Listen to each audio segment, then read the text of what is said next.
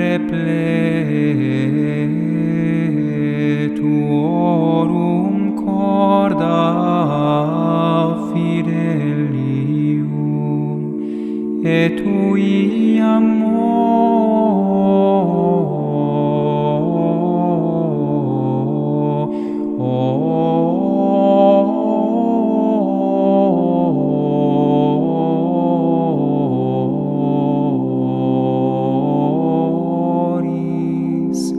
in eis signem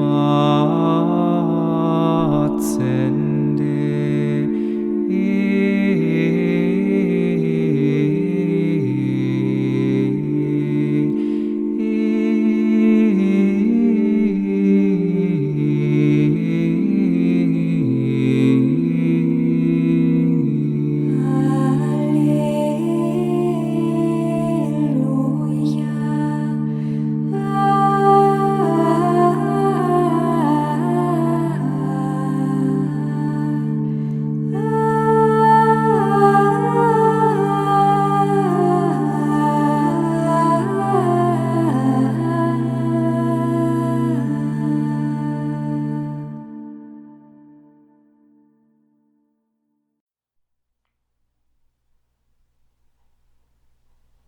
A Oração Contemplativa, por Thomas Merton.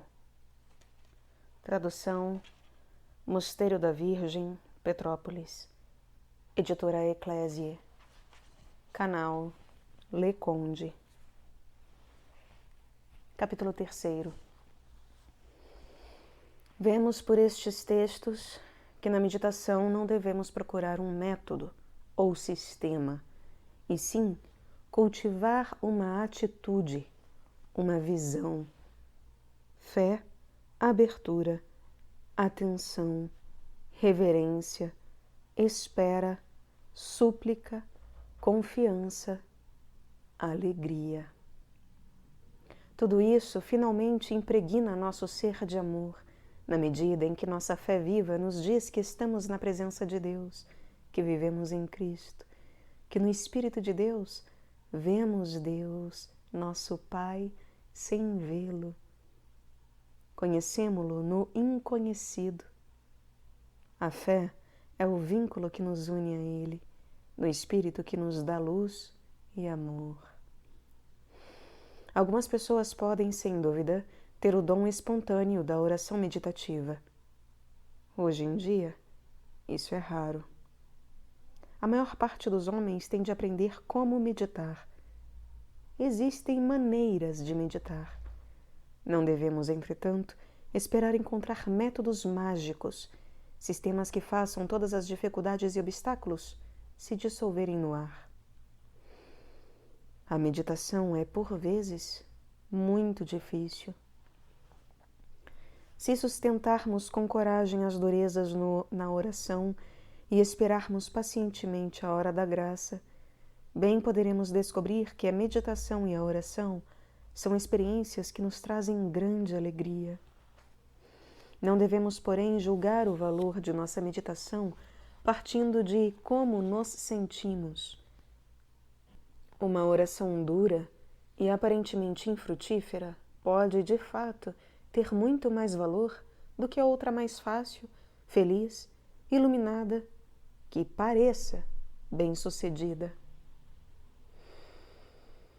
Existe um movimento na meditação que expressa o ritmo pascal básico da vida cristã, a passagem da morte à vida em Cristo. Por vezes, a oração, a meditação e a contemplação são morte, uma espécie de descida às profundezas do nosso nada, um reconhecimento de nossa incapacidade, nossa frustração, nossa infidelidade, confusão e ignorância. Notem como nos Salmos é comum este tema. Se precisamos de ajuda na meditação, podemos voltar-nos para os textos das Escrituras que expressam esta profunda desolação do homem em seu nada e sua necessidade total de Deus. Então, quando nos determinamos a enfrentar as duras realidades de nossa vida interior, À medida que reconhecemos de novo que temos de orar intensamente e com humildade, pedindo fé, o Senhor nos atrai das trevas à luz. Ele nos ouve, responde às nossas orações, reconhece nossa necessidade e nos dá a ajuda de que precisamos. Mesmo se isso representa apenas maior fé em crer que Ele pode e quer auxiliar-nos quando chega a hora por Ele prevista, esta já é em si uma resposta suficiente. Esta alternância de trevas e luz pode constituir uma espécie de diálogo entre o cristão e Deus. Pode ser uma dialética que nos coloca numa profundidade sempre maior, convictos de que Deus é nosso tudo. Por essas alternâncias, crescemos no desapego e na esperança. Devemos nos conscientizar do grande bem que existe apenas em ser fiel à nossa meditação. Um novo domínio se abre diante de nós, que não pode ser descoberto de outro modo. Chamem-no o Reino de Deus. Deve ser feito qualquer esforço, seja qual for, e qualquer sacrifício, para entrar nesse reino. Tais sacrifícios são amplamente compensados pelos resultados, mesmo quando estes não aparecem com nitidez e não são evidentes. Mas o esforço é necessário, esclarecido, bem dirigido e perseverante. Podemos, desde já, confrontar um dos problemas da vida de oração.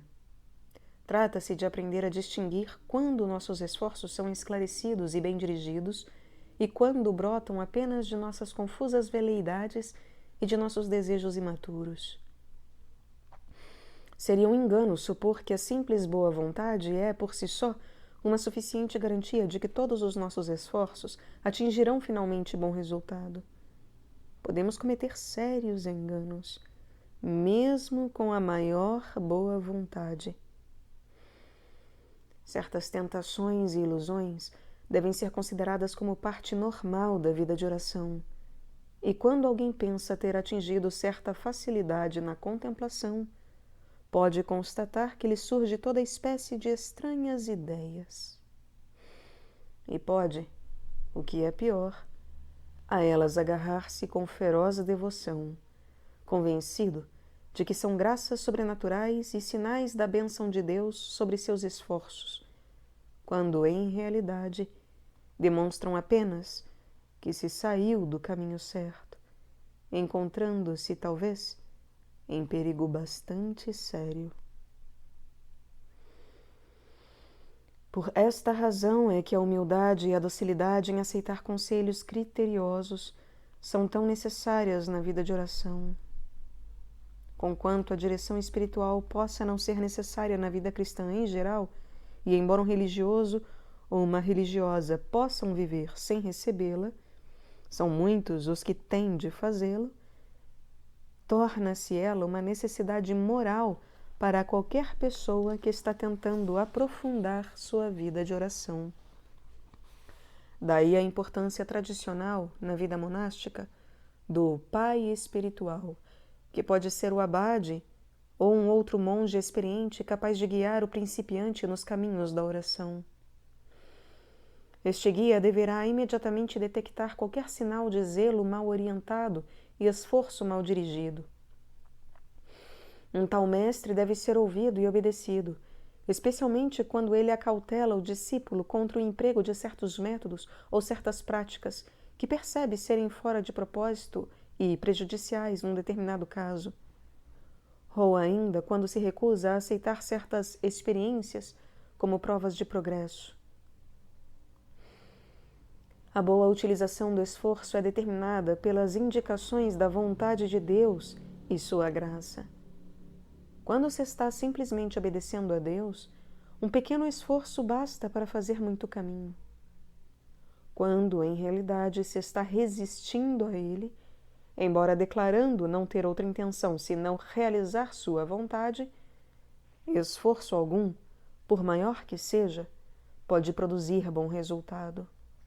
Pelo contrário, a teimosa capacidade de continuar a resistir a Deus, apesar de indicações sempre mais nítidas de sua vontade, é sinal de que se está em grande perigo espiritual. Com frequência, a pessoa interessada é incapaz de percebê-lo por si mesma. Essa é mais uma razão por que um guia ou pai espiritual pode ser realmente necessário.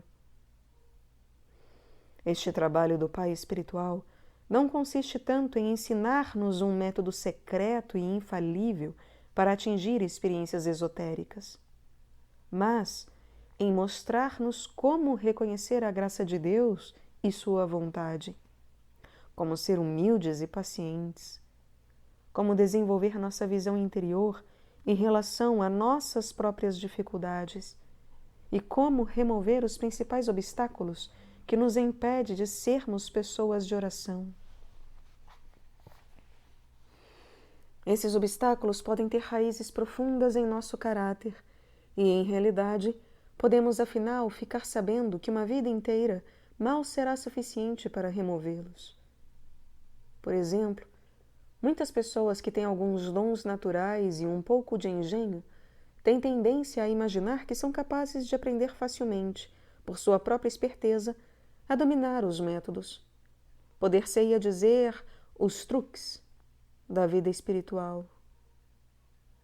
A dificuldade, porém, está no fato de que, na vida espiritual, não existem truques, nem atalhos. Os que imaginam poder descobrir passes especiais e pô-los em prática por si mesmos, geralmente desconhecem ou não fazem caso da vontade de Deus e de sua graça. São autoconfiantes e até autocomplacentes.